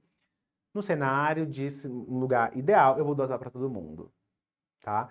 Então, se ele dissesse aqui que esse rastreamento é apenas naqueles lugares onde eu tenho recursos financeiros limitados, perfeito. Eu direciono meu dinheiro para aquelas pacientes, direciono minha conduta para aquelas pacientes que vão mais se beneficiar. Mas, de modo geral, o rastreamento no cenário ideal deve ser universal. É isso que a Febrasgo acredita neste momento. Letra B. A dosagem do TSH é recomendada para todas as gestantes em locais com recursos adequados, preferencialmente no início do primeiro trimestre ou no planejamento pré-gravídico. Ótimo, é isso aí. No cenário ideal, numa cidade ideal, num setor ideal, eu preconizo rastreamento universal. Letra C. O rastreamento universal não é necessário. Errado, né? Já vamos parar aqui. Ele pode ser feito sim, mas ele continua, fala assim, mas a avaliação da função tireoidiana deve ser feita em gestantes com sintomas de hipotireoidismo ou história pessoal ou familiar de doença tireoidiana. No cenário ideal, vou fazer um rastreamento universal. Beleza, já entendemos isso. Nos locais onde eu não tenho recursos abundantes, eu vou direcionar esse caso. E o que também está errado na letra C é que não é história familiar de doença tireoidiana que aumenta o risco da mulher ter doença tireoidiana. É doença autoimune. Então, vamos lembrar que nem toda tireopatia é autoimune. Existem várias outras doenças da tireoide que não aumentam o risco de um hipotireoidismo, né? Que não aumentam uma disfunção, não levam a uma disfunção tireoidiana e por isso aumenta o risco e a paciente tem que ser rastreada. Então, também está errado por falar apenas história familiar de doença tireoidiana. Não deixou específico, né? Enquanto fator de risco, é fator de risco de doença autoimune. Beleza? Então, você está errado. Letra D diz o seguinte: a terapia de reposição hormonal com levotiroxina é iniciada imediatamente após a confirmação de hipotireoidismo subclínico, independentemente dos valores de TSH. Então, o que está errado aqui é o seguinte: no cenário ideal, mais uma vez, segundo a Febrasgo, quando eu tenho a possibilidade, eu primeiro doso T4 livre para indicar qual vai ser a dose de levotiroxina que eu vou prescrever. Se eu estiver num lugar que não tem, ok, eu até começo o tratamento como hipossubclínico e vamos seguindo a vida ali. Mas eu preciso, no cenário ideal, dosar primeiro o T4 livre para depois começar o tratamento de uma forma mais personalizada, com a dose mais personalizada. Por isso que a letra D está errada. E a letra E fala o seguinte: a determinação de anticorpos antitireoidianos é suficiente para o rastreamento do hipotireoidismo gestante? Claro que não. O rastreamento ele é feito com TSH e T4, ou pelo menos só um TSH inicialmente, né? Assim, ó, quer um exame? TSH, que ele é o primeiro que vai se alterar, ok? E não os anticorpos antitireoidianos. Então aqui a resposta correta é a letra B de bola. Eu vou dosar o TSH para todo mundo naqueles locais onde eu tenho estrutura para isso. Beleza? Questão 79, olha só. Aqui ele quer saber sobre as causas de abortamento habitual. Então, assim, gente, olha só. Por definição, na verdade, até aqui a gente já começaria com uma polêmica, porque não existe um consenso sobre o que seria, de fato, um abortamento habitual. Mesmo nos consensos, nas diretrizes internacionais, eles gostam até de deixar claro o desconforto de dizer que é isso aqui. Mas o que está escrito, na grande maioria dos lugares, é que abortamento habitual, toda vez que eu estou diante de uma gestante, uma mulher que teve 3 ou mais perdas gestacionais, né, de gestações tópicas adequadamente confirmadas. Aqui não vale gestação ectópica e não vale gestação molar, né, doença trofoblástica gestacional, tá? Essa é a definição clássica, mais antiga que a gente tem sobre abortamento habitual, ok? E quando a gente pensa nas causas desse abortamento, nós temos múltiplas. De todas elas, a mais comum é a cromossomopatia, tá? A principal causa de perda fetal é cromossomopatia. Até 80%, mais ou menos, 50 até 80% das perdas fetais estão associadas a algum tipo de cromossomopatia, tá? Como, por exemplo, a síndrome de Turner, é muito comum aqui, beleza? Eventualmente, isso está associado também com algumas doenças genéticas parentais e aí na hora que forma o embrião não está compatível, às vezes ali na recorrência, tá bom? Mas causa genética, sem sombra de dúvidas, é a causa mais comum de abortamento na gestação, de abortamento, né? Outras causas possíveis são causas anatômicas, então pacientes com sinexes uterinas, né, a síndrome de Asherman, leomiomas uterinos muito intensos, volumosos, que distorcem a cavidade, a incompetência istmo cervical pode levar a perdas gestacionais precoces, outros tipos de malformação milleriana, como septo intrauterino, útero bicorno, útero de Delphi, podem levar a esse cenário. Outros seriam causas endócrinas, então insuficiência lútea, né, um corpo lúteo que não produz progesterona adequadamente, diabetes mellitus, especialmente o pré-gestacional, tireopatias, a síndrome dos ovários policísticos que leva a um descompasso hormonal muito intenso, também são causas de abortamento habitual. Causas infecciosas, né? Então a gente viu na pandemia da Covid que o abortamento se mostrou muito mais evidente do que para pacientes não infectadas. existe essa associação, especialmente porque a gente sabe que num cenário de infecção grave, essa paciente ela tem uma resposta inflamatória sistêmica, isso pode culminar em uma perda fetal. Mas as relações causais não são muito bem estabelecidas, mas a gente sabe que existe, ok? Assim como outras causas imunológicas, e a SAF, né, a síndrome antifosfolípide, é uma dessas doenças imunológicas que mais se associa a esse abortamento habitual também, ok? Mas de longe as causas genéticas são muito maiores, tá? Então vamos lá, a letra A fala que causas de abortamento são fatores anatômicos, como miomas, sinéquias, malformações uterinas e fatores genéticos, incluindo anomalias cromossômicas, fatores endócrinos, como insuficiência lútea e diabetes. Gente, linda, né? Assim, até preguiçoso, o autor nem quis trazer dificuldade para vocês. Letra A de cara, perfeita, causa correta aqui de abortamento. Letra B fala que a presença de fatores infecciosos é a principal causa de abortamento habitual. Errado. Como eu falei, a gente pode ter, sim, uma associação entre infecção materna e abortamento, mas vamos lembrar que, por definição, abortamento habitual seriam 3 ou mais perdas. Essa mulher ela deveria estar infectada nas 3 gestações para perder. Então, assim, qual é a chance, de fato, disso acontecer na vida real, né? De toda vez que ela engravida, ela ficar infectada e aí perder o bebê? Não, né? Infecção é causa de abortamento, mas abortamento habitual, abortamento de repetição, não vai ser a principal causa, com certeza. Ok? Letra B está errada. Letra C. São causas o uso de medicamentos para fertilidade, os procedimentos de reprodução assistida. Olha só, se a paciente ela necessitou de um tratamento para fertilidade, um procedimento de reprodução assistida, muito provavelmente já estamos diante de um cenário que aumenta o risco de abortamento aqui, né? Ou estou diante de uma infertilidade conjugal aqui, sem causa aparente, ou então de fator masculino e tal. Então, de fato, se ela está necessitando de um tratamento para reprodução assistida, o risco de abortamento talvez seja maior. Ok.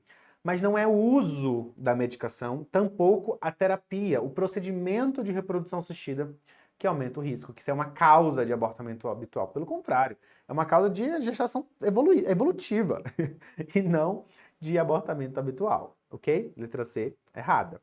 Letra D, são causas, fatores endócrinos, ok, né? Insuficiência lútea, diabetes, alterações dietéticas e deficiência de vitamina. O que está errado é que a gente ainda não conseguiu comprovar o déficit de vitaminas como fator muito significativo mesmo para a causa de abortamento. Existem alguns trabalhos que comentam, de fato, o déficit de vitaminas como eventuais cofatores associados ali no cenário de abortamento habitual, mas assim, gente, é coisa pífia, né? Eu não posso dizer que a causa é porque a paciente tem uma hipovitaminose D. A vitamina dela tá 15 e ela perde toda vez por conta disso. É errado, tá? Não posso dizer de jeito nenhum.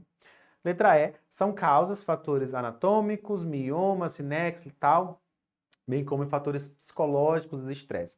A gente também não conseguiu comprovar ainda essa associação entre fatores psicológicos, estresse, depressão, ansiedade e perdas gestacionais, ok? Então aqui resposta correta, letra A.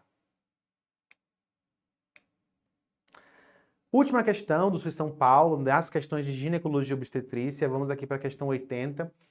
E ele quer saber sobre uma paciente que tem diabetes mellitus tipo 2, mal controlado. E ela está muito preocupada com os possíveis efeitos para o seu bebê. Perfeito, tem que ficar preocupada mesmo, porque não é fácil. E aqui ele quer saber, olha só, com base nessa situação hipotética e considerando o impacto do diabetes descompensado durante a gravidez, ele quer saber, assinale a alternativa que apresenta um risco aumentado durante a organogênese. Durante a organogênese. Foca nisso. Devido ao controle glicêmico inadequado. Então é o seguinte, pessoal. Diabetes na gravidez, especialmente o diabetes pré-gestacional, aumenta sim o risco de diversas condições e morbidades materno-fetais. Quanto maiores os níveis glicêmicos dessa gestante no período periconcepcional, maior o risco desse feto apresentar diversas malformações. Aqui a gente trouxe, né, a síndrome da regressão caudal, a sirenomielia, né, que deu a origem ao mito das sereias, essa síndrome da regressão caudal que está associada muito fortemente aos diabetes mellitus pré-gestacionais descompensados. Essa é a síndrome mais clássica, né, a síndrome da regressão caudal aqui, quando a gente pensa em diabetes. Mas a mais comum, de longe, são as cardiopatias. As cardiopatias fetais são as mais as malformações mais associadas a um diabetes descontrolado, especialmente distúrbios ali no septo interventricular, como por exemplo comunicação interventricular ou até espessamento interventricular, podem estar presentes nesses fetos de mães diabéticas, mas também alterações no sistema nervoso central, alterações no trato gastrointestinal também, ok? Pensando na morbidade gestacional e aí não formação do feto, a gente sabe que os diabetes pré-gestacionais, eles podem ter um risco aumentado de vasculopatia. Não à toa, essas pacientes elas podem desenvolver retinopatia diabética, doença renal, aumenta o risco de pré-eclâmpsia. E essa vasculopatia pode culminar num cenário de insuficiência placentária, porque vai lesando o vaso da placenta. Essa placenta que não se desenvolve adequadamente ou que é constantemente agredida pode levar a um quê? Restrição do crescimento fetal. Então não é incomum que nós estejamos diante de um feto restrito, filho de uma mãe diabética, tá? E aqui falando de diabetes pré-gestacional, porque o diabetes mellitus gestacional não dá tempo de fazer vasculopatia, tá bom? Ela pode ter, como eu falei, retinopatia diabética, outras alterações, e bem como esse feto pode evoluir a óbito também, beleza? São algumas das complicações mais comuns aqui nesse cenário. Vamos para as alternativas. Letra A é a correta mesmo, né? Cardiopatia congênita, essa alteração é a mais comum dos filhos de mães diabéticas prévias, especialmente defeitos ali no septo interventricular. A letra B fala em macrosomia fetal. Então, como eu falei, diabetes pré-gestacional pode levar a uma vasculopatia, que culmina em insuficiência placentária e proporciona uma restrição do crescimento fetal, e não a macrosomia. Mas lembra que a questão quer saber quanto à organogênese.